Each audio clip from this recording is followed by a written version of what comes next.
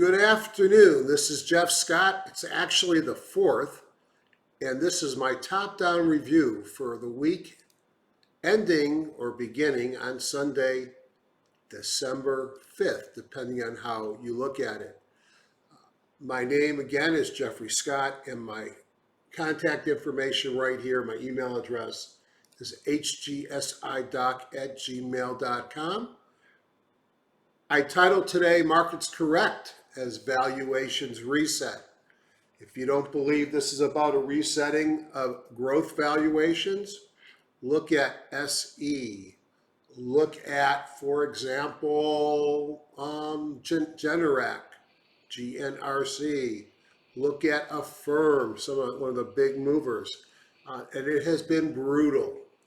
So I think you'll find if you're a growth stock investor and you had a lot of positions going into this, you have probably suffered more than the major averages.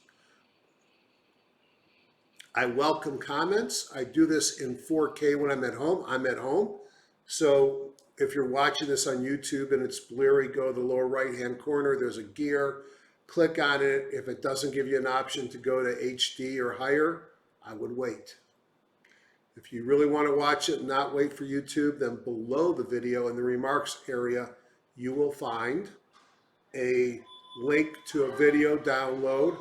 And in addition to that, feel free to use the thumbs up or down and leave me a comment if you so desire.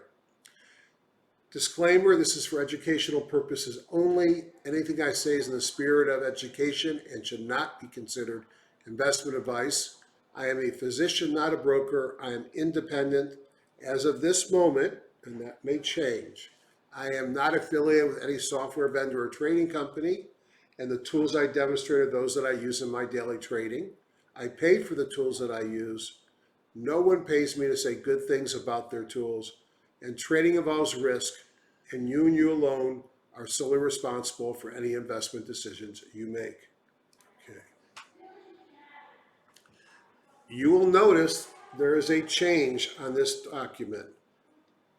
If I ever was to go back to helping people learn how to trade and do live meetings or anything else, I would always stress that it's your own responsibility to be your own guru.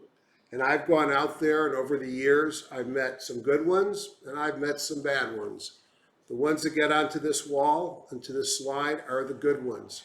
And I've added a new one, and that's Rob Hoffman.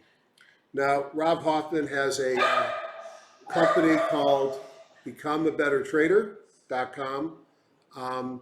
He's got the Wealth Charts platform, which I've mentioned before. He's also got a lot of interesting tools, his TRP tools, his ITP tools. I've started to pay more attention to him, especially as I realize he trades not just in trading championships, of which he's won many of them, but he also trades like me from a swing trading in stocks.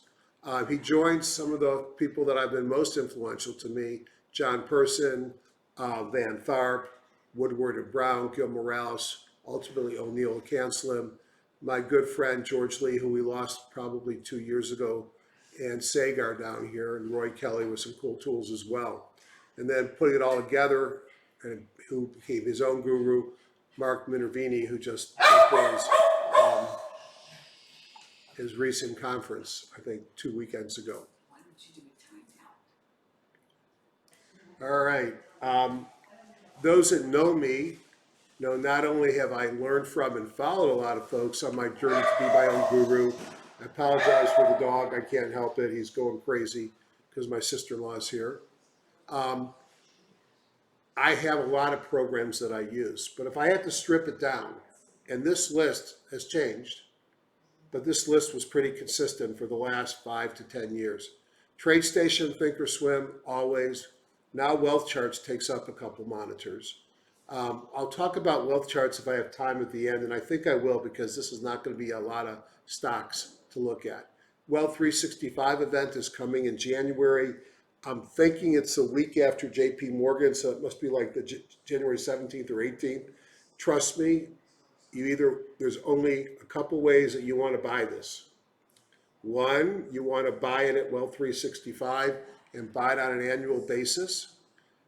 Or when Rob hosts things like he did today, which was his TRP program, if you buy something like TRP or ITP and you buy them when he makes it an event like today, so you get the big discounts, he throws in Wealth 365 for 1, 2, or 3 months, depending upon the program.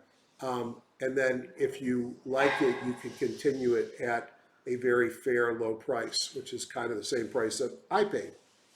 HGSI and Edge Rater remain staples in my analysis.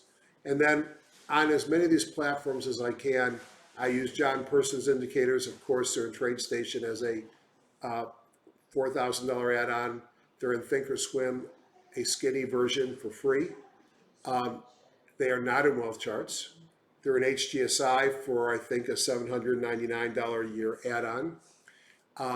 They're not in Edge Rater.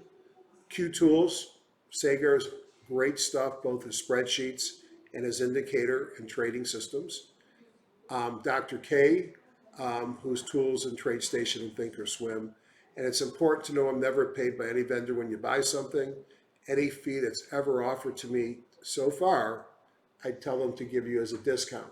Now, spoiler alert, I'm retiring in a year.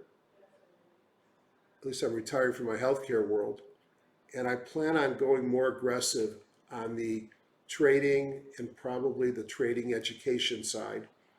And one thing I talk about at work with some of my tools that I have in my healthcare technology company is, even though I could give some of them away, we don't. And the reason we don't give them away is because we're pretty convinced that if you give something for free, people value at what they pay for it. So, as I look forward in my journey in my life, I will probably be developing, beyond the free things that I do, and will continue to do, some more deeper opportunities of interaction. Hopefully, some of you will even be interested. The website for highgrowthstock.com, free 30-day trial, investing strategies. In no way does my bringing in another real-time platform take away from what I do in HGSI, and you'll continue to see that I use it extremely dominant in my presentations as well as in my trading. Stock patterns are cyclical. I think we can all agree. We are in this journey down this red line in stage 4 of fear. The question is 12% down in the Russell enough that we're going to reverse? Is 4, 6, 7% down in the major indexes enough that we're going to reverse? It's probably time to get out your pencil and start making a list of stocks that you might want to look at if you get an all clear signal. And we'll talk perhaps of what an all clear signal might look like. But we had some head fakes. We had a head fake on Thursday. Of course, it got me out of some of my hedges, and then Friday we just went right back down. And this pattern here is over and over again, whether you're looking at stock, an industry group, a sector, markets, whatever you're looking at. And I don't care what time frame, you'll find it over and over again. And I really want to know in everything that I buy or sell, where is it? Where is its sector? Where's its industry group on this path? Because if I know that, I know how to trade it. So we're over here. I have no doubt. We are over here. What does that mean? It means I'm selling bear call spreads. What does that mean is I sell a call near or at the money with a lot of premium. I buy a call out of the money so that I protect myself in case I'm wrong, and I keep the amount of premium I generate from selling the expensive and buying it cheap. I'll buy puts. Well, I had puts at 185 on TQQQ. I got stopped out, or not stopped out, I covered them in the 150s on Thursday. Bummer on that one because they dropped again. I'll sell naked calls against, mostly not naked. I could sell naked calls, but what I will sell calls against my positions. Anything that I'm keeping long, you can assume I've sold an at the money call on it. Put some premium in. I expect a little bit of rough time. I'll short stock. I have shorted some stock. I'd rather just do a synthetic shorting stock. By that, I would buy a put, which is expensive. I would sell a call at the same strike price, which is expensive. The two of them, buying and selling an expensive thing, sort of net out as a zero. And then if to buy that protection, I'll buy a long call, sort of the, having a short put plus a bear call spread. I'll buy a long call out of the money to maintain my margin money, protect me in case I'm wrong on the market. And things like the triple QQs, I go long and short the various country ETFs. Friday sector review, I think it tells an important story. It tells a story that there's some green up there. As much pain was in the markets, and I thought there was quite a lot of pain, especially in the NASDAQ. If you look at utilities, almost all of them were positive. You look at staples, all of them are positive. What does that smell like? That smells like a flight to defense. It smells like a market that's concerned. Now let's take a look in Thinkorswim at the major markets.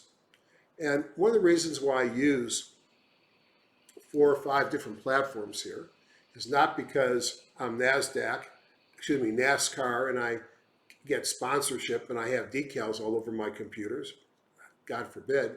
It's because I know that the people that watch this may use different tools. And so I want to keep everybody engaged by showing you how I use those tools. Here's the E-mini futures. What do you learn? The lows were in the late March, think like March 23rd. And you can see the reversal on that week here. All right. And then you can see the highs were just a week ago. So how can we be depressed? And, we're looking at weekly here. I want to start at daily. So let me reset that. I didn't think it was daily when it was weekly. All right, so start with the dailies. So E-minis, you can see should have about a year there. Let me make it a year. Sometimes I mess around and I forget to change things. There we go. So the low of the year was pretty much all the way on the left, and the high of the year was 1, 2, 3, 4, 5, 6, 7, 8, 9, 10, about 10 days ago. So we are only 10 days from the 52-week high, which also happened to be the all-time high on this index. Oh, that's interesting. I'm just checking something. This is fine to use. I don't need. All right, I'm using the index and not the futures this time, which is not what I usually do, but totally cool. So we'll stay with that. If you look at it, if you want to be bearish, we've run a long way. We've only come back a little bit, less than 10%. And I would think that this is in play here, which is where the 200-day moving average is, and this prior support that came in around 42.90. That would be a bearish position. You could argue that we've reversed on the 50-day and we're going higher, but I don't like what happened on Friday. We came back and we got back to that 50. So time will tell. Could be the end here. We might be ready to go higher, but I've also got to, in my mind, recognize that we could drop all the way down to that 200-day moving average, which might correspond to the support zone from here and somewhere back here. If we look at the NASDAQ, and again, we're not looking at futures here. I'm actually looking at the actual index. I don't know why that's not giving me a full year. Let me look at this again. Oh, nope. 1 year. Oh, because I did it wrong. That's supposed to be 1 year, 1 day. Whatever. I think the point of this is pretty basic, is the NASDAQ set its high of the year back in August. It's a little bit different than the S&P 500. It's in a downtrend. I don't like this chart. But we'll look at it again on some other charts. But you can see it's broken through the 50, and we're on a daily. We are. Why it's not giving me a whole year's worth, I don't know. Let's just look at the Qs. All right, we'll look at the Qs. I like this better. Forget the comp. We're looking at the Qs. Now, that was actually a big message there in my confusion and being messed up today. And that is that this is much stronger looking. The highs of the year were again about 2 weeks ago than the NASDAQ composite as a whole. And what does that tell you? That tells you that the small stocks, some of the non-big name stocks are lagging, and what's keeping this index up might be the Microsofties, the Apples, the Teslas. Well, you know that's true. I'm not making that up. So I wasn't the first one to say that. So we've come down, we've tested the 50 and bounced. That could be considered a positive. We are, again, 2 weeks off the highs. We'll see. We'll talk more about where I think the NASDAQ is going. If those big guys crumble, I know where it's going. It's going down to the 200. And the FANGs and the keepers both started to give you signs of rolling over, or they have rolled over. Okay, this is the industrial average. Let's go look at the diamonds. And let's make sure we get a year's worth here. And if you look at the diamonds, let's make sure I think it looks like 6 months. We'll go down here, change it to years. You can see the market peaked here, the diamonds back in November. So we're only again a month off the highs.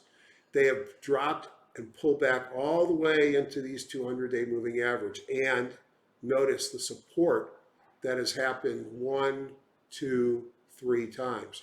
So, you know, if I want to be bullish, we had a high volume sell-off over the last few days. You can see the volume bars here, and we pulled into what could be a support. So maybe I'm going to convince myself that we're getting ready for a bounce. That would certainly be nice if you're long. And if we look at the IWM, and let's change that to 1 day, 1 year. The IWM, which had given us what turns out to be a false breakout out of its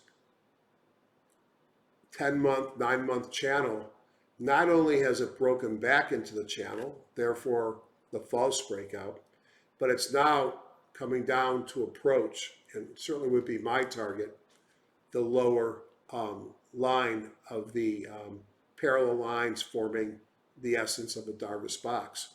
So that's the major indexes as I see them looking in Thinkorswim. The VIX popped up this week. Let's look at it over the full year, and we can see that, you know, typically when it's had this shaped candle with the intraday reversal closing down here, it can be the top of the move. So if the VIX has topped here, if being the world's largest 2-letter word, then maybe this market is going to go higher. And I guess I'm starting to convince myself a little bit, but I still got to have proof.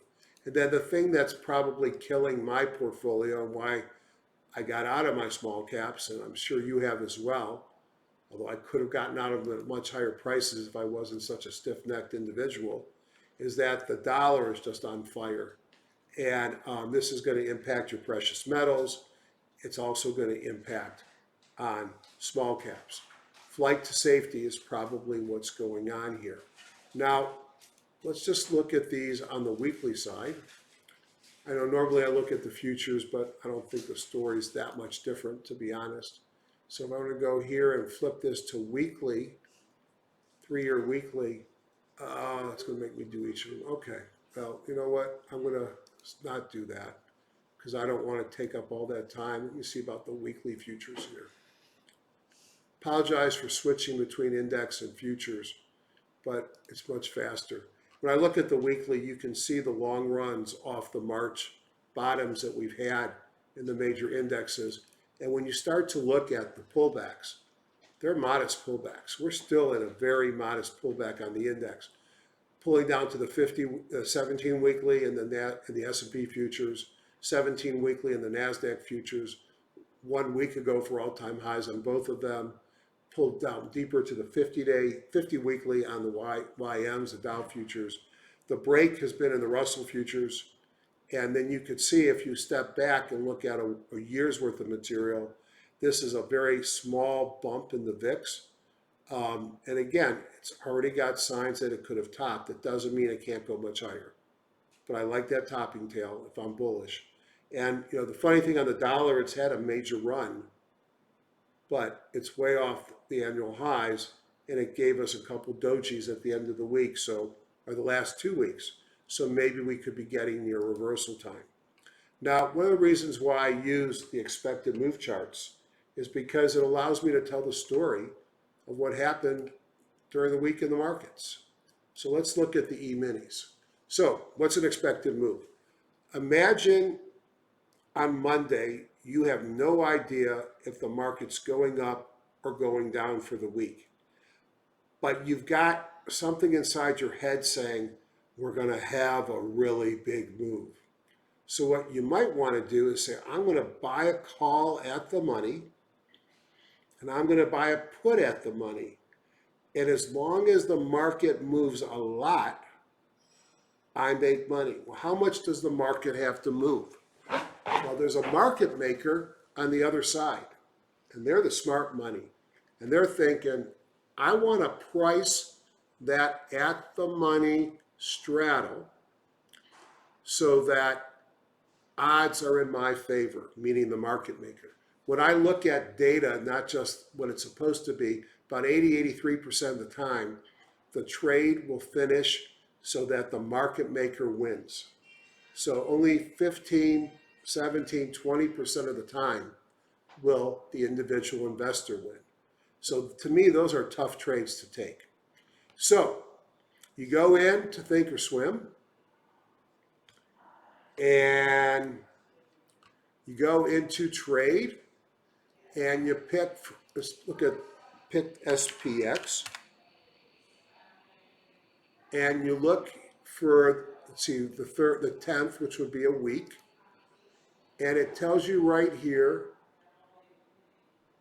that the market's expected to go in the next 7 days plus or minus 146 points. Okay? At the money is 45.38. So if I go down to 45.38 on the pricing here, I'm going to leave it as the bottom line so it's easier for me to follow it. So let's go to 45, 35, 45, 40. If I bought a call, it's $60 on a 45.40 call. And if I sold a put, it's $67 or $65. So it's about $130. So it's a little bit less, probably because it's in between 35 and 40. But regardless, I'm going to pay about $130 to $140 for that spread. So if I'm the market maker, I've got, say, $165 here, or $65 here, and I have $65 here. All right, you're paying $130. As long as you finish within, actually I've got 130 here and 130 there. As long as you do not, the stock stays within the green or the red, one of those options will expire worthless, and the other one will be worth the delta between 0 and the green line. So at the green line, if you finish on the green line or on the red line, you have a push and you break even, and so does the market maker. If you finish between the green and red line, the market maker makes money. And for you to make money on the trade, you've got to exceed the green or the red line. So what do you think wins the most of them? The market maker, 83% of the time.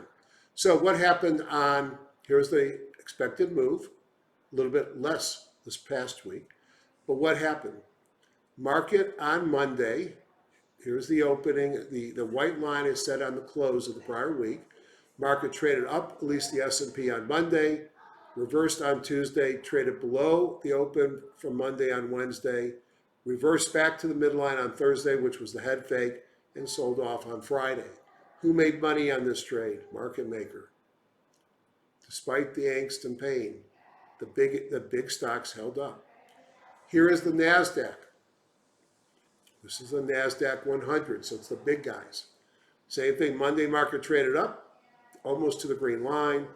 Reversal Tuesday, Wednesday, Thursday tried to make a comeback, and Friday traded down. Notice how during the day, the wick shows that it traded below the red line, putting the market makers at risk, and it closed within that. So the market makers made a little money on that trade.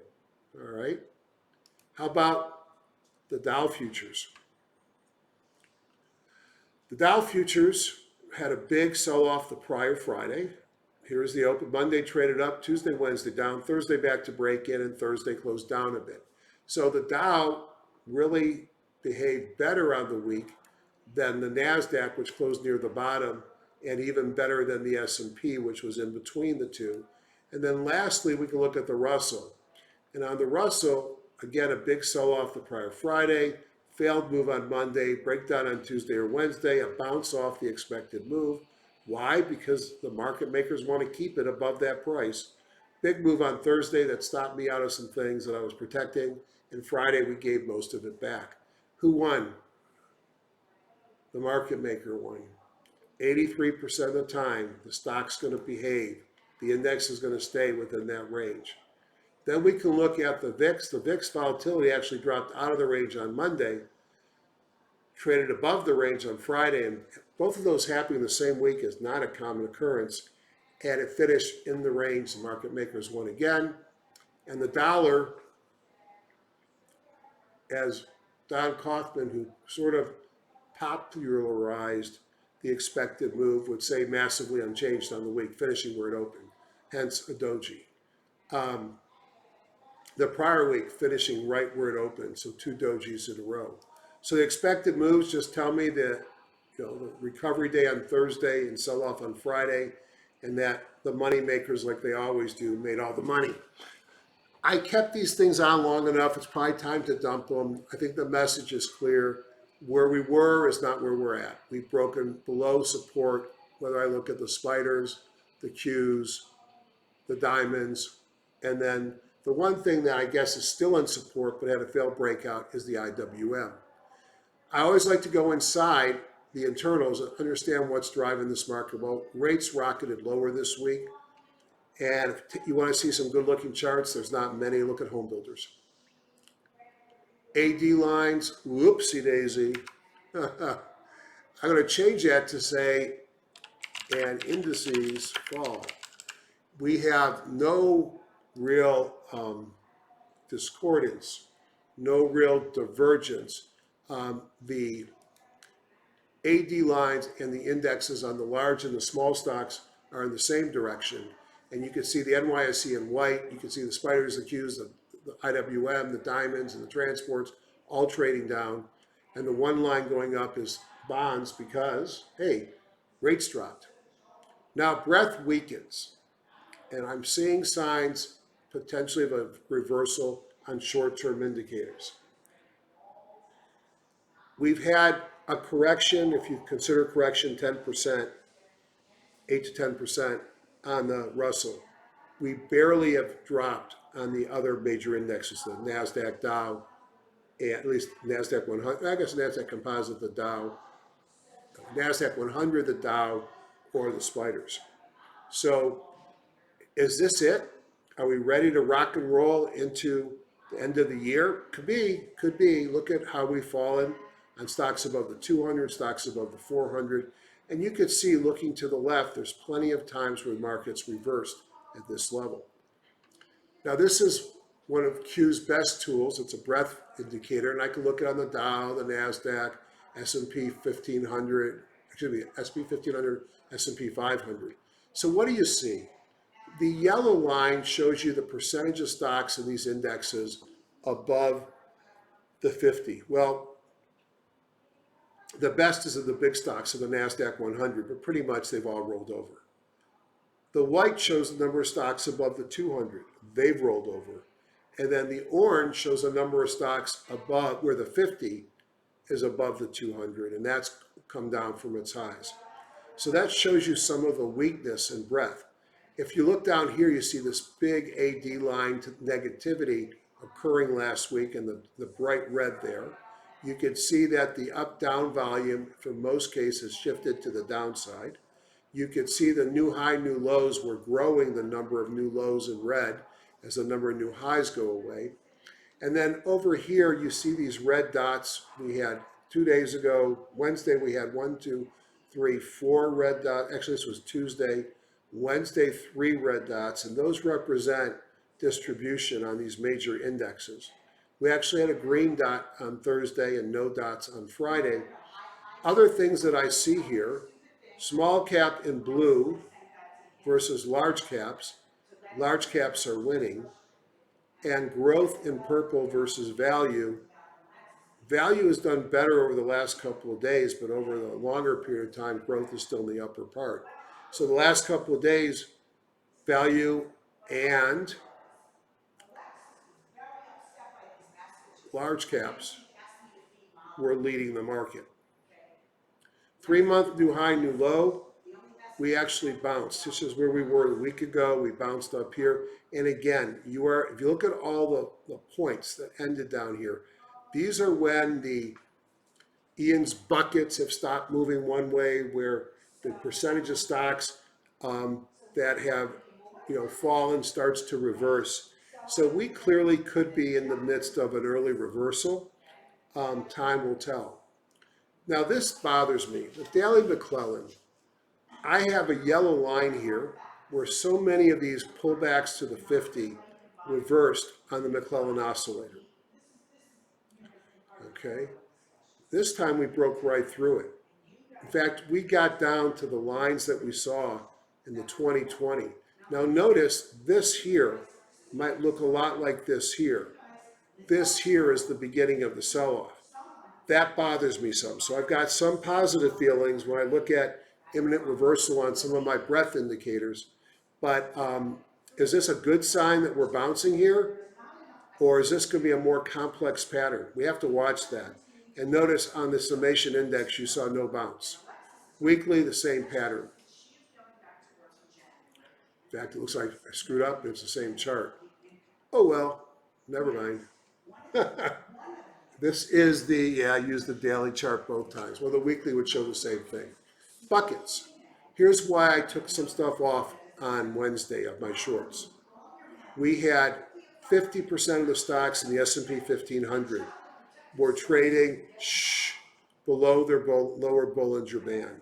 93% of the stocks in the S&P 1500 were below the midline. That's so bearish that one expects to see a bounce, and we did. And this would be on Friday, where you can see the number of stocks below their bands have really pulled back, in showing evidence that perhaps there might be some early recovery in process, perhaps. Did you heed the Hindis? How many times? The Grinch stealing Christmas, calling out the Hindenburgs, clearly saying heed the Hindi 2 weeks ago. I hope you heeded the Hindi. I've learned to heed the Hindi. Now, what I thought was interesting is this is the NASDAQ and Edge Radar. This is the NYSE. And if you don't have Edge Radar, they had great videos this week with Dave McMullen, a great trader, friend of mine. It automates some things that used to take me hours. And I have 20 years worth of data. So what I did is say, all right, we got 15% of the stocks in the S&P, in the NASDAQ rather, have new lows. 15%, is that, it was 16 and 18%, I think, earlier in the week. Is that meaningful? So then what I did is I got 20 years of data and ranked them by number of new lows. This is about number 50 in 20 years. What does that really mean? There's about 270 trading days, 260 per year, whatever the number is. So it turns out that 20 times 270, 5,500, whatever it comes out to be, 50 is less than 1%. So if you're going to measure from the bottom, we are in the last percentile or the top percentile of extremes of how many new lows in the NASDAQ. I've learned over the years things reverse from extremes. I've also learned over the years, things get even more extreme than you expect. Notice that we haven't seen a new Hindi now in 5 to 7 days, and that's to be expected because we don't have any new highs left. And, why do we look for Hindis? Because when you see them, you know you're at risk of choppiness. You know that when you see multiple, there's not been a major market correction since World War II that didn't have a confirmed Hindenburg omen, a confirmed Hindi, I think is a single Hindi and then another one within 30 days. The Hindis say they're baking again. That is, if you heated them. Market tone, still fairly bearish. And I show you, we had on Monday, we had an up move with a series of kahunas. Thursday, we had an up move with a series of kahunas, and we didn't even budge the market indicator. That's got to be something. Whoops, sorry about that. If I look at the negative week, you could see when I spread the stocks out by ERG, the average is below zero at every ERG level. It was just a negative week. If we look at the center part, lower ERG stocks seem to do worse, and so no EPS rank and lower relative strength underperformed. But let's call a spade, everything underperformed. Even I did, although this doesn't include my shorts. If we look at everything treated long, now that's a problem because I'm short TQQ, not long it. So that would have made it look like my portfolio was worse, but it shows I was down 4% on the names. I'll live with that. If I look at the IBD type names, Marcus Smith 250 was minus 1%, IBD 50 was minus 2.26. Mike Scott's list of growth stocks was Focus 3 was down 6%. Relative strength Blue Dot was down 10%. So a lot of the growth stock things, which I enter the week with a lot of, or not a lot of, but with some, they had a tough week. And you could see the S&P 500 up here at minus just a little bit, 0.34%. Canaries down 0.9%, and our keepers got hammered, down 2.42%. Sector strength, mixed. Maybe that's bullish because it looks better than the markets. But let's look deeper. Here's how the market ended. I love this tool. This is the Q Edge tool.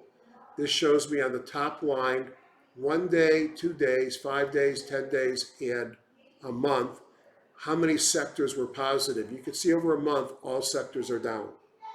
Over a month, 87% of industry groups are down. And over a month, 76% of all stocks are down. If you're feeling pain, welcome to this world. This shows you on a 2-day measurement, we had such a strong Thursday. 2-day looks pretty green. Unfortunately, we ended the week soft.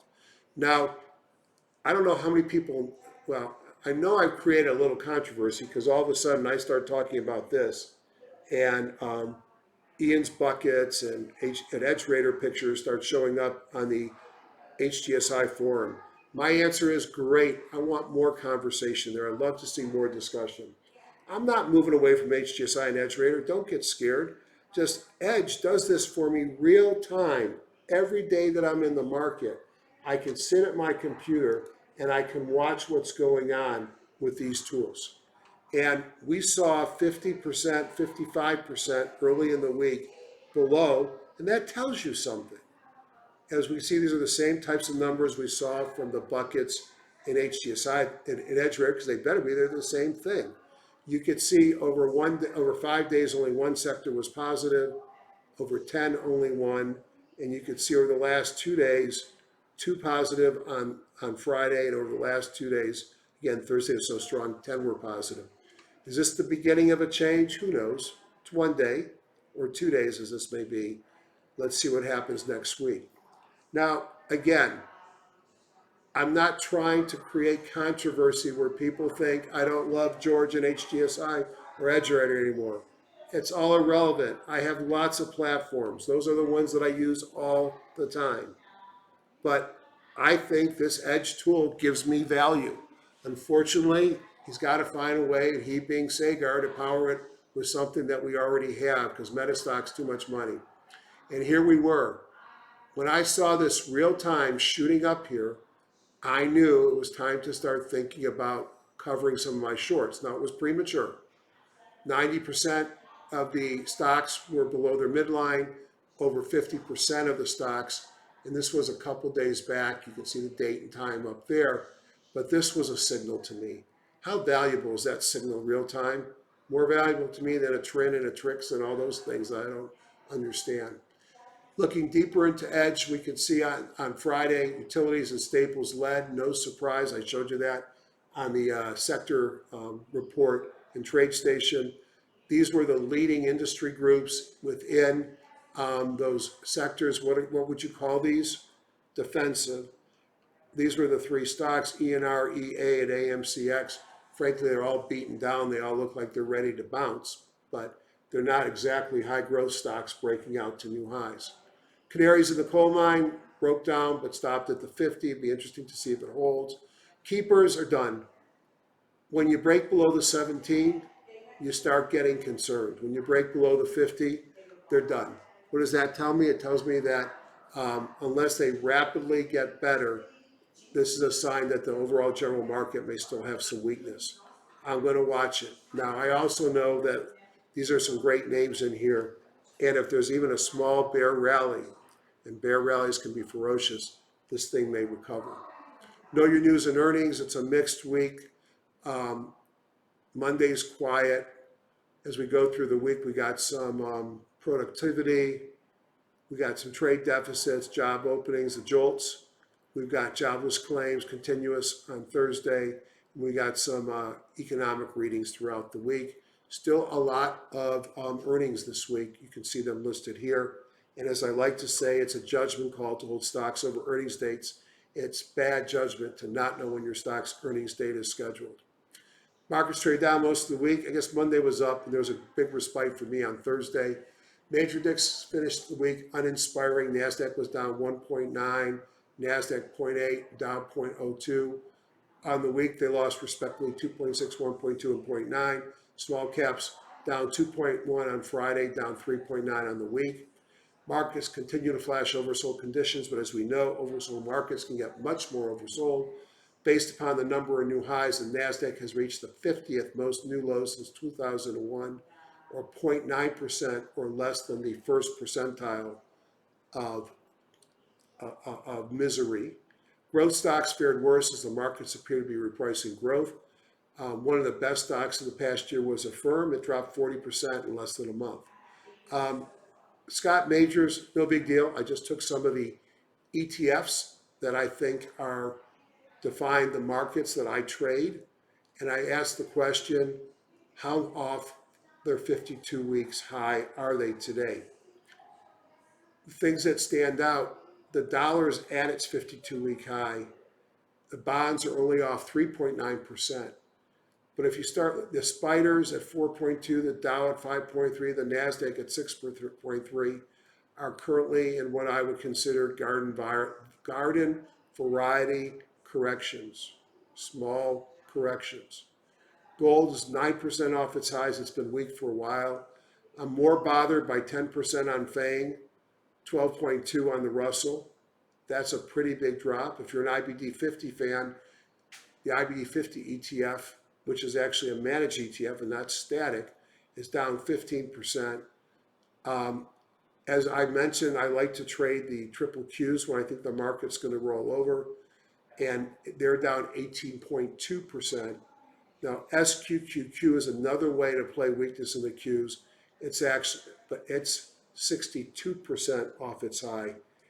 So now I struggle trying to figure out if the markets are down off the highs, then the QQQs should be down and the SQQQs should be up. So I never really understand the math on this one. It probably has to do with reverse splits and things.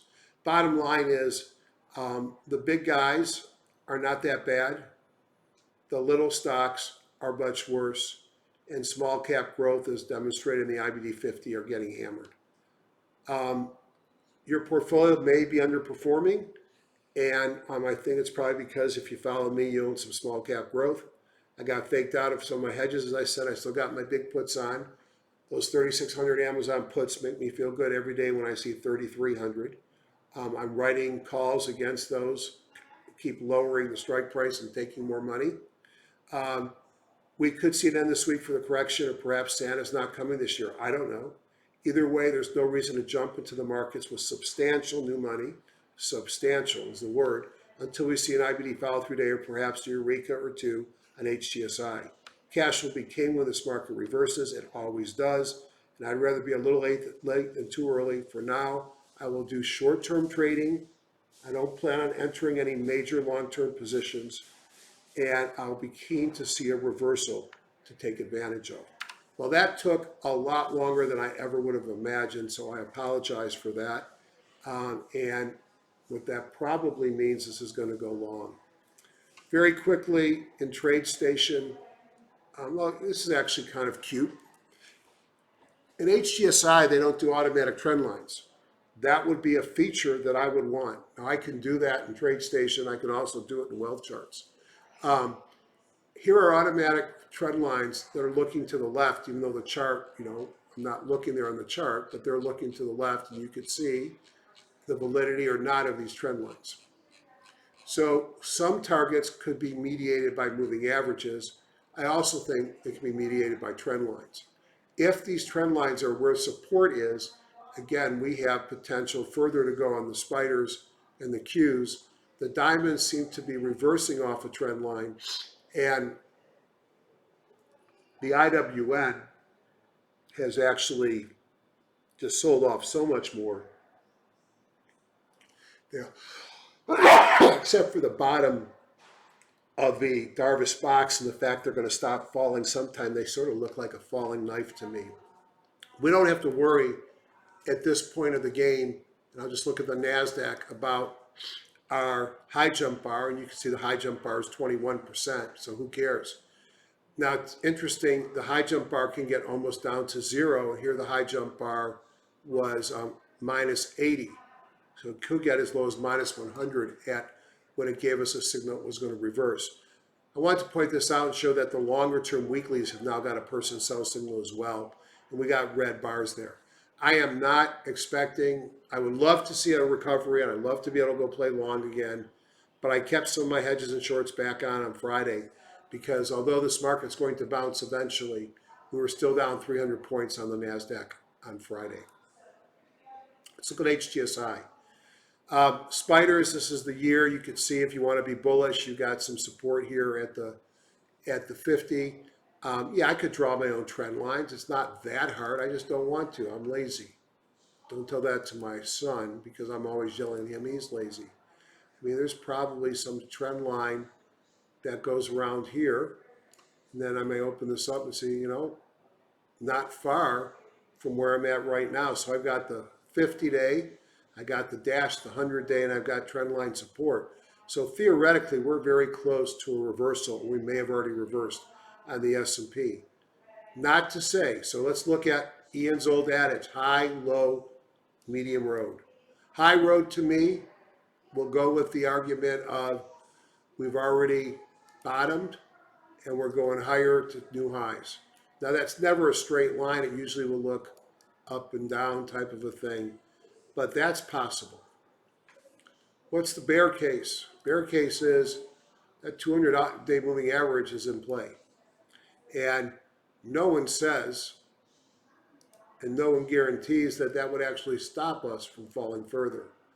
And then what is the sort of the intermediate case? Is that we're not done, but we're close to the drop. We might play off that trend line before we go back up.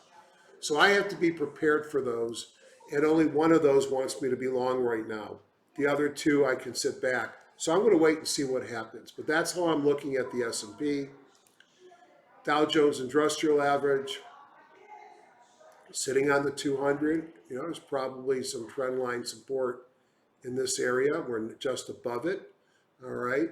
The Russell, probably the ugliest of the bunch, heading down to test this lower line of its Darvis box. You see the Eureka, that's a rare signal. That tells you the market sold off so hard they threw the baby out with the bathwater. And then if I look at the NASDAQ 100, I look at the NASDAQ composite rather, you can see we're sitting right on top of the 50. We broke through it. And similar similar to the S&P, I could sit here and somewhere in here decide I got a low and another low, and I should have done this in yellow. And when you look at that, we are getting close. Again, does that look like it's right above the 200-day moving average? So again, that is my downside concern. Certainly could be bouncing here, and sideways would be the neutral. I've already told you that the FANGs, at least the canaries, sold off down to their support. And you could see so did the FANGs, the micro sectors FANG ETF. The one that probably reflects a high growth small cap portfolio for those of us that love IBD and the stocks that they use. You got to buy them when they're good. You don't want to buy them now. Broken down. Imagine what happens to your portfolio if you're still long and the S&P, NASDAQ, and Dow do this drop below the 200. Got to be careful here. Want to see what careful means? Don't be biotech. It's going to bounce someday, but boy, runs back up to resistance and sells off. Biotech still extremely weak. Again, we expect these things to reverse, but no one knows how much more beat up. And the one things that held up in the market and leading are the semiconductors. NVIDIA doesn't hurt. So if we look at the dollar, well, we're going to look at you think you know everything.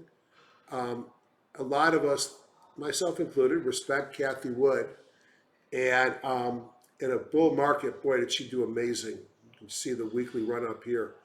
Cathie's in trouble right now. Her portfolios are down. You can see falling knife. But think about, she's buying a select type of stock. Frankly, a lot of them are small cap growth stocks. And she's taken some heat because that sector's not working. The US dollar, we know from the other reviews, was popped up. It did, and you can see the ETF has actually started to mitigate with those 2 weekly dojis in a row. You can see a topping tail on the weekly. Wouldn't it be nice to see a reversal here? If you're a gold bug, you feel like you've been put in suspended animation. Here is the better part of a year, more than a year, flat downtrend. You can see it here on the weekly going back even longer, 2 years or so. It's been sideways for a long time with a few false breakouts. If we look at silver, even less attractive. And if I look at gold miners, no. Now again, are some of these going to bounce? Are they getting ready? Will they ultimately go higher? Sure, to all of those. I just don't know what ultimate actually means. And if lastly, I want to look at oil. Oil's pulled down. It had a eureka. You had the strategic reserve releases. You had a shot across the bow with COVID resurgence with the new variant.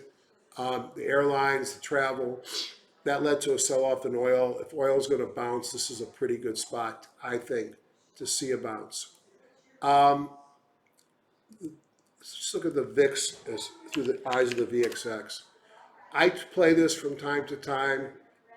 It's pretty cheap right now. Options on the VIX are incredibly cheap. If you believe that the market is going to go lower and the VIX is going to go higher. Now, if you're hearing my wife in the background, I apologize. She's really loud. And she walks around the house speaking into her headset, which means she's screaming half the day. Love her anyways, couldn't live without her. If we look at the VIX, I just want to show what I'm talking about, the VXX. And you want to, let's say you think it's going higher. So it's 23 is about at the money. And we look a week out, a $23, well, it's moved up a lot, and at the money is $5.50. But so what you could do though is this. You could buy a $23 call, and then you could sell a $28 call. Net, it's going to cost you $264. You can make $5, so you're spending $1 to buy 2. You're only risking $2.44. So this is a kind of, if I wanted to buy the VXX, I'd probably buy 150 contracts. I'd risk 30,000 to make 45. I think it's 45, maybe it's 60. But I will tell you that this is much more expensive than I thought it would be. And that's because when the VIX is high, the options price higher. Probably want to know what stocks to buy. So if we look at F7, which is industry groups, hit warehouse view, you can see I've got 174. Look at 2-day force up. You have more than you'd expect. You got 19, I think. 2-day force down is 44. Keep in mind that if you've been down many more than 2 days, you probably roll out of this into the 5-day category, of which case you got 80, I think, down, and 5-day up, you've got 7. So clearly this market is tilted to the downside, and those who know me know I'm more likely to buy ETFs, contra ETFs, and short the big guys in the market than look for individual stocks to short. I look for individual stocks, but I'd rather play the ETF game. I seem to do better with that over the long run. Now let's go to the 2-day up. Let me see if there's anything here to show you. Computer hardware and storage, Dell had some great numbers, had a breakout day on Friday, at least made the breakout on the Market Smith list. This is a leader, lower left, upper right. It's medium loose, medium tight, breaking out from sort of a cup and handle breakout. I have no problem being in Dell. I don't see the big earnings per share growth, but they just did have a big beat and they have a teeny weeny multiple. HP Enterprises has been another one, and Seagate's been another one that's done well. Probably still viable up here if you think this market has room to run. Next one down was utilities. Now we're not going to look too many of them just because it's not, I don't usually play there, but you have stocks that have really weathered the craziness of the market well and pay a dividend. So utilities are a place to look at if you want to park some money, both integrated and utility network index. Look at something here, Consolidated Edison pays a 3.8% dividend, and while low cap growth have been getting pummeled, this thing's setting a multi-month high and pays a 3.8% dividend. Rail freight, we all know about the supply channel issues, and I guess you could argue that a breakout from this area would be interesting. I would want to see something. We're off the high. Your Chandler stops up here. CSX did have a nice intra-week reversal here. So this could be another place. You got 3 here, Union Pacific and Northern Suffolk as potential alternatives. Are these great charts? Are they great fundamentals? Are they high growth? No, that's why I'm not that excited about stocks this week. Integrated oils, I mentioned we might see oil bump. And if you, whoopsie daisy, I did the cardinal sin, folks. I haven't ranked by raw combo. We'll look at a couple of these. I've showed you what I knew, I didn't need to do that. BP, why do I like these? They pay a big dividend, 4.7, and I don't think oil is going to disappear overnight. Royal Dutch Shell pays a dividend of 3.0, 15% on Petrobras if you can trust them. Exxon, 5.7%. Are these great looking charts? No. Are they places to park if the market goes sideways because of a big dividend? Maybe. Well, this changes everything. Steel producers come up to the top here. Nucor has great fundamentals. It's not really the best looking chart. We're sitting on the 50. Here's your chandelier stop. I have no problem buying it. Great fundamentals, earnings per share growth, but it's down in its pattern. A little bit cheaper stock you might like is TX. I'd like to see it get above the 50, which is not that far away, but you had a kahuna, you got a person buy signal, mobile breakout from a squeeze. very good fundamentals on earnings per share growth, and pays a 7% dividend. Cable and satellite, think of these as safety plays. Charter has sold off a lot. Look at the weekly hammer candle here. That might be something to look at. I'd like to see it get above the 50 before I would trust it. But Charter is one in this category. And I'm going to show you Charter again in a few minutes. Comcast. I'm not seeing the groups we usually buy. Integrated utilities. I can't buy tobacco. I'm a cancer doctor. Packaged food, the ultimate consumer staples. This is not high growth investing. Look at General Mills. You want a nice looking chart? There you go. Is it breaking out of a triple top here? Maybe. Two kahunas in a row. John Person buy. Positive convergence on the Person market catcher. Mobile breakout from a squeeze. Weekly bond goes green. It pays a 3.2% dividend. Does this mean we should just sell the boat and buy General Mills?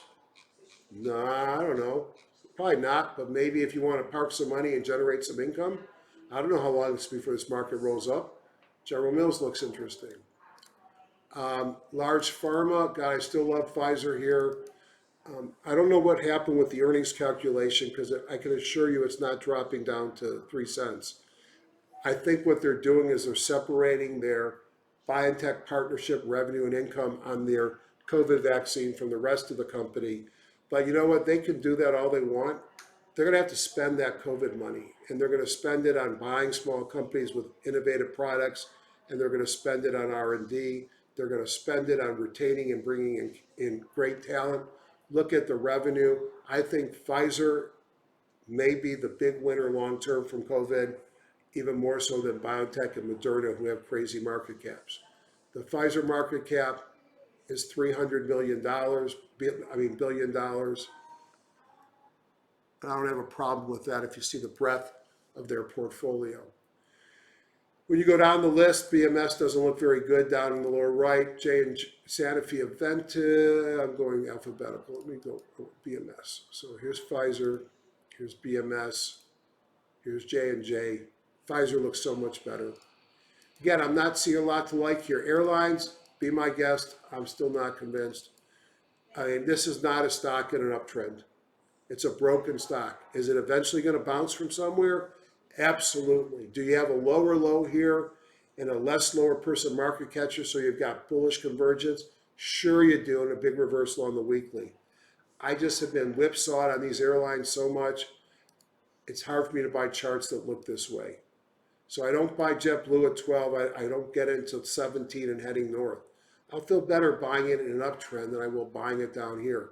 Of course, I'll reevaluate if it ever gives me a nice base, like a base over here, a breakout above the chandelier stop with multiple kahunas, mobile breakout from a squeeze, and it failed.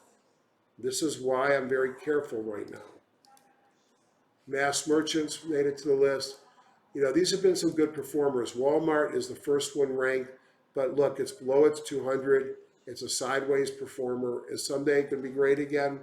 But I'm not sure we made Walmart great yet. Target's going sideways. Dollar General is going sideways, but it had a squeeze, a big bullish bar on Friday and a kahuna. And then Big Lots sold off. Dollar Tree, if you want to find something. Uptrend, pull back to the 17 and breaking out again. I could live with Dollar Tree. And then what I wanted to show is Costco. This has been a big leader. I'm going to watch this one, and because I think it's going to resume its uptrend at some point. So those are the top 10 groups. I whipped through those because I'm not trying to make the case that you need to load up and go long. Now, I've got a few more things I want to accomplish today. So do you want to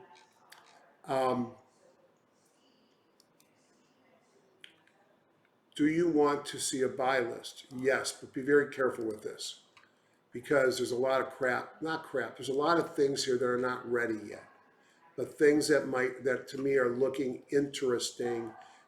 And what you should be doing is building your little watch list that if we get a bounce and things that have been outperforming over the last week, in my mind, might be places that I might look for first mover advantage if we bounce. So let's kind of look at what I got here by industry group. Application software. This is the software index has been hammered. Here's a pullback in Aspen Technology to the 50, a rather orderly pullback. A kahuna, a new person buy signal. Am I going to buy it here? No, but it's on a watch list to see what it does. Verint Systems has not pulled back much. You can see on the weekly as well. It's moving up. Multiple kahunas always get my attention. And then that was it on the software. Beverages, how often do I talk about Pepsi? I don't, but it's kind of like General Mills, pays a 3% dividend plus. It's pulled back to the 50. It's about to break out if it clears a chandelier. Mobile breakup from a squeeze, kahuna. It's in an uptrend. You want safety, you look at PepsiCo. BioNTech has got me intrigued. Its market cap, I believe, is 80, 83, and I think they're going to start to deploy their cash with acquisitions. This was a little research-only company. That is why Pfizer is in the COVID vaccine business. They brought their technology to Pfizer, and Pfizer decided to drop what they were developing and partner. From a stock pattern perspective, I'm going to watch this because a break above this number here would be very interesting to me. And again, it's got a much lower market cap than Moderna. And I think when these guys, Moderna included, start to do acquisitions, life is going to be interesting. I hate the name MoneyGram, but I can't ignore the fact that if it takes out its 50, it's had kahuna, mobile breakout from a squeeze, it's pulled back to an area of prior support, and its market catcher is improving. These are great, not great stocks, but it's something to think about. I mentioned housing, whether it's D.H. Horton, whether it's Lennar, they had decent patterns here as well. Utilities we talked about, large pharma.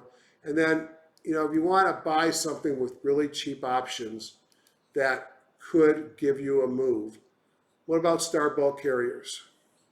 Amazing earnings per share growth, single digit multiple, does pay a 4% dividend. It's under accumulation.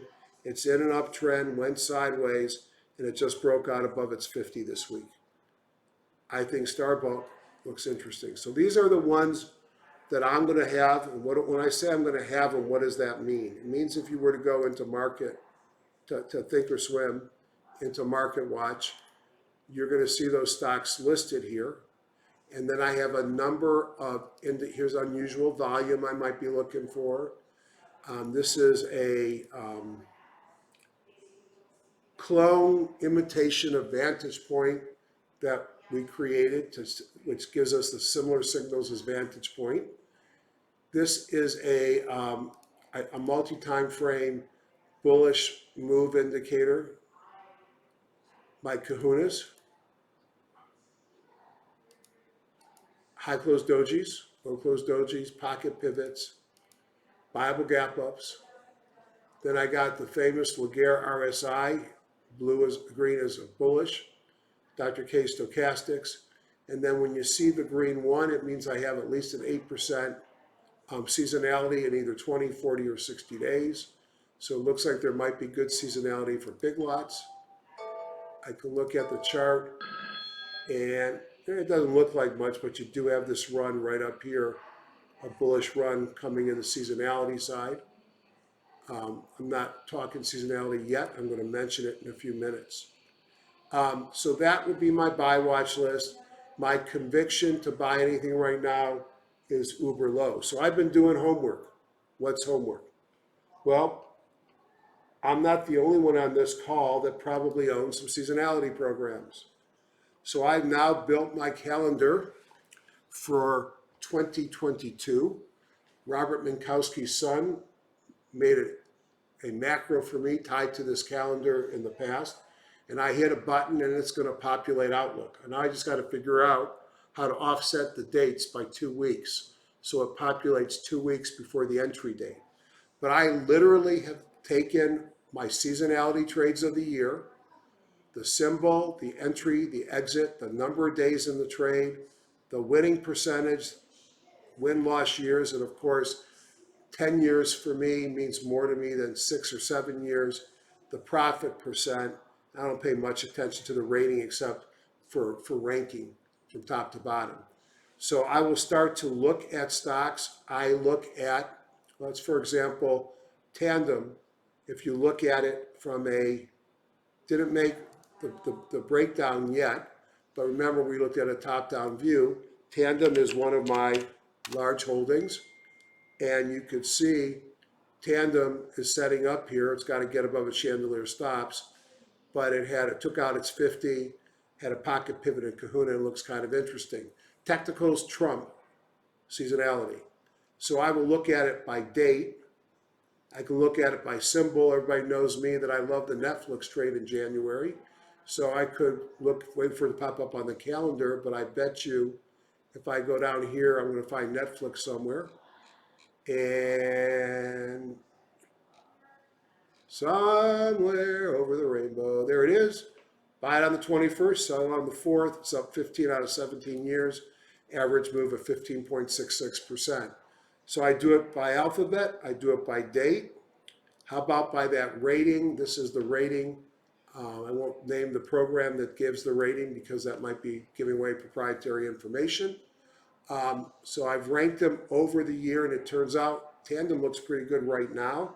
If you look at Tandem, if you buy it on the 18th of December, sell it on the 4th of January, it's up 6 out of 6 years with a ridiculous profit percent. Now, some of this probably was $3 going to 10, so it doesn't mean it's going to go up that percent. But I look for outsized moves. And lastly, I can just rank them by percentage returns. Some of these things like HLTH is probably garbage because I looked at the stock chart and it looks like it's an IPO and not related to the stock that has 6 years of data. Maybe it does. Restoration Hardware has earnings coming up. All right, let's look at the chart of Restoration Hardware. Now the key is getting a platform that can marry all this information together in one place. The seasonality, the charting, the scanning, and so on and so forth. And let's just look at Dr. K's. Let's type in RH. And you could see the stock has looked really crappy. And you could see earnings. This is the new year. And then ultimately it has a very positive earnings period. But we're kind of in sideways. So that earnings thing's not going to do anything for me when I look at it graphically. 21st to the 4th. Maybe I look at it in 2 weeks and see if it looks better. But this is how I prepare. I've got my bullish spreadsheet, and I've built a bearish spreadsheet, which is in red, just so that don't make the mistake of going short where I should be going long. The way this market's been going, that could turn out to be a good thing, to go the wrong direction. Now, lastly, let me talk to you about wealth charts. I am not advertising this. I am not promoting this. I am not, maybe yet, and I'm not telling you what you need to do. But let me tell you what I have found about this platform. Have I used wealth charts yet in my presentation today? The answer would be no. HGSI remains my favorite platform on the market with a big asterisk. And that asterisk has to be for what it does. Because for what it does a damn good job. And excuse my French. For what it does, it is fast as can be because the scans on your computer are super fast. Try doing scans in TradeStation or Thinkorswim. They can't compete with HGSI. To date, it's the only chart platform that has not only the indicators that I use, the Gil Morales indicators, the John Person indicators, but also the value spread analysis tools that you get, Ron Brown had them put in. So it's a very full-featured set.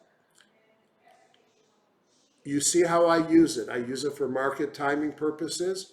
I use it for top-down analysis. I look for charting. The one thing I don't use it for is trading because it's not real time. It doesn't go intraday charts. And frankly, it has a limitation in that there's not an API for third parties to use so that they could program indicators. And not to beat a dead horse, I'm not going through what I did with John Person again because I took abuse for doing something to help people. Done with that. This world isn't free. And this program isn't free, but for what you pay for it, there is no better program. But I told you there's limitations. Let me tell you about wealth charts. Wealth charts is a modern interface, web-based interface. It has all kinds of different tools. So let's talk a little bit about the data. Unlike Metastock, Motive Wave, and a lot of programs that are great programs in themselves, you've got to pay for data. You get the data for free from Metastock. Not only do you get the data for free, it's Forex, it's futures, it's stocks, from wealth charts, from its options, but they also have a lot of international data sources. I could care less about that, by the way, but maybe someone like Sagar who might trade Indian stocks might find that to be a value. So one of the values is the data, the real-time nature of the data, and another advantage is that it interfaces with a couple of brokers. Right now, it interfaces with Tasty Trade, who I'm hooked up to right here, but I don't know if I hooked up yet. Tastyworks, rather. I'm already on. So it interfaces with Tastyworks. I may already be in. If it doesn't attach, it's because I've already did that. It also interfaces with AMP Futures and Transact, which is the old Infinity Futures. So that means you get real-time data and you can trade from this platform. Its scanning is pretty interesting. So today I listened to a program on the TRP tool set of Rob Hoffman. You can scan your list of stocks, and the scanning is not done on your computer. It's not done on demand. It's done in a server farm. So when I change, let's say I'm going to change this from a 1 minute scan to a daily scan, and by the way, I have 100 instruments, the scan's done. It's not like that even in HGSI, okay? So the scanning here, real-time data, multiple time frames, bar none. Let's talk about charting. I prefer, if Rob Hoffman hears this, he'll probably shoot me. I prefer some of the aspects about HGSI.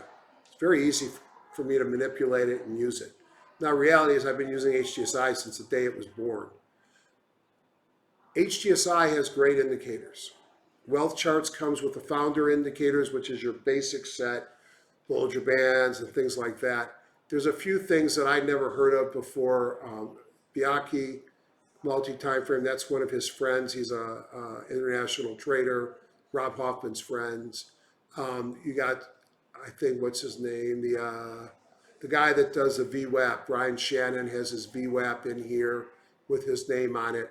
So you get basic indicators just like you do in HGSI. HGSI's got some different ones. I can't get rid of HGSI.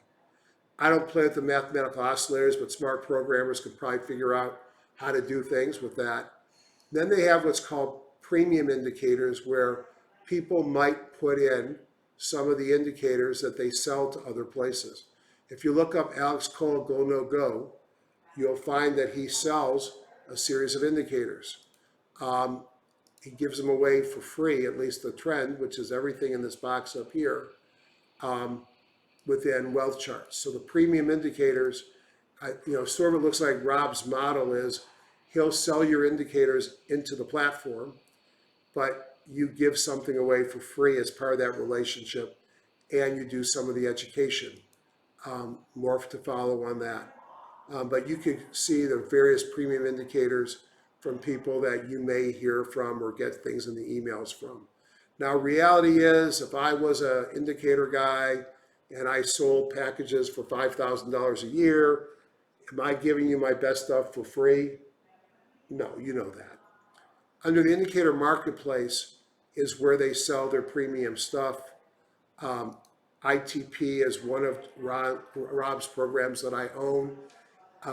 I find it to be complementary and helpful to what I'm doing. As now, the TRP is basically Rob for dummies. Let me show you what I mean by that.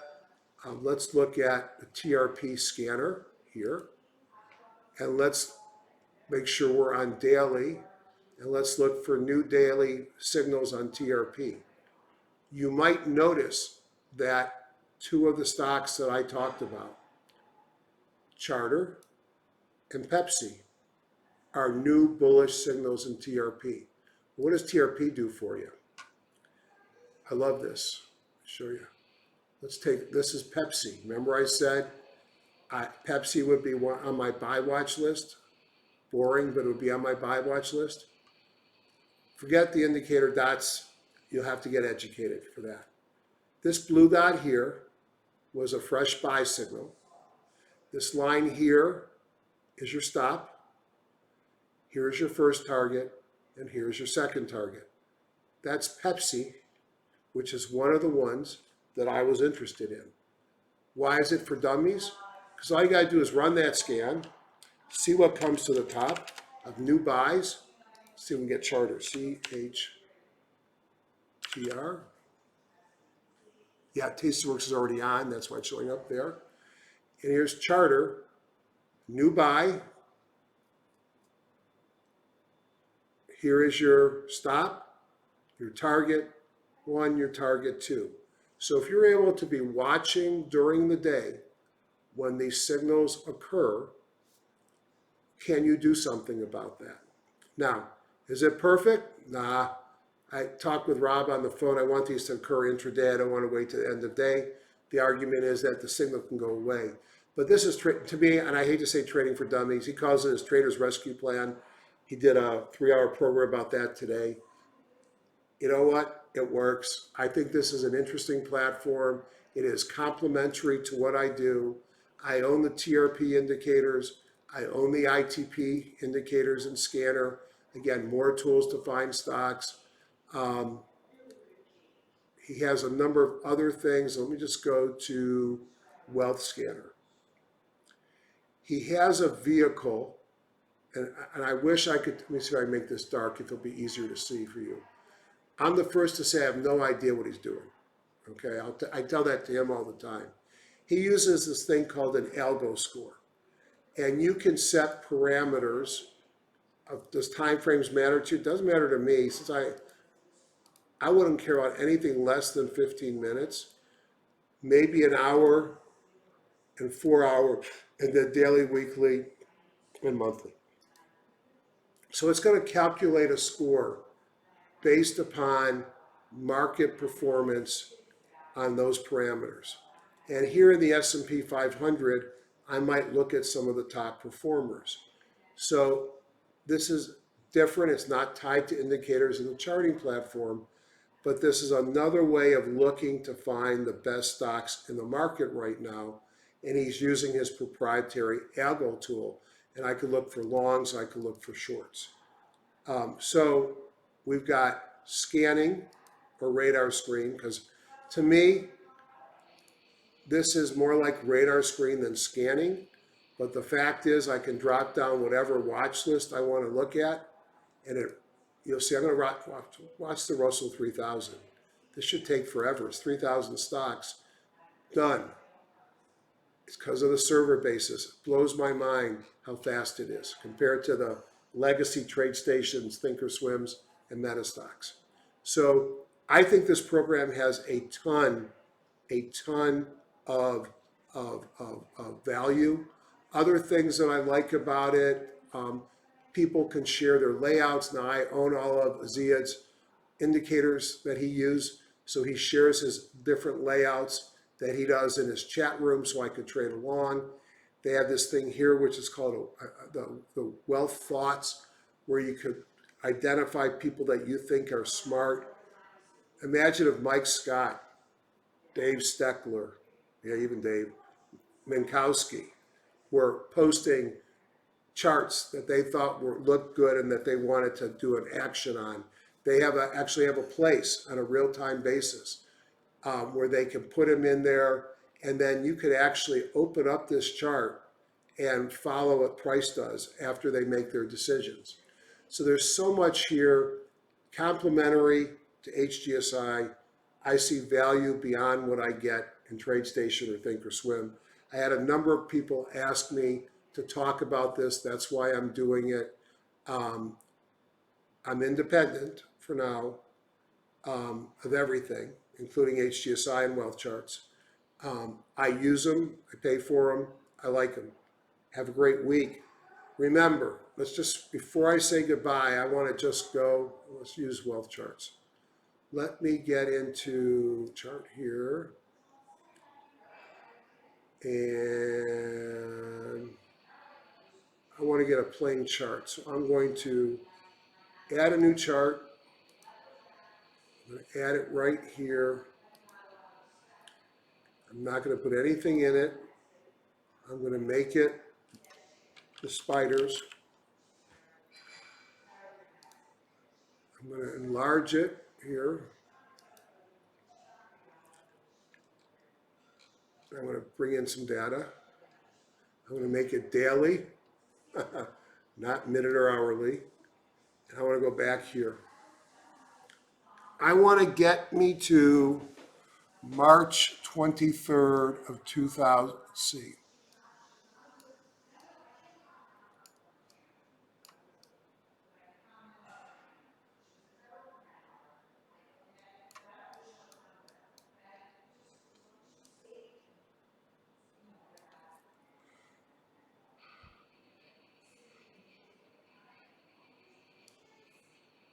Oh, come on, you're not going to do that. I'm going to look at weekly then. All right, this is the point I wanted to make. Here's a weekly chart looking at this horrible disaster that many of us went through in February and March with COVID and economic shutdowns and a huge sell-off in the market. Did you have to get in at the bottom to make money? How about the next week? How about the next week? How about the next week? All of these trades down here after the gap down could have been positive, but they were high-risk trades. You had 3 or 4 weeks before we started believing that this was a real move. You don't got to be first. You don't have to predict when this is going to occur. I say let the market come to you, look for a reversal, look for follow-through days, look for some eurekas, and learn from some smart people like I did and become your own guru. Have a great week. Happy holidays. And I have to say 2 words deep in my heart before I say goodbye. Go blue.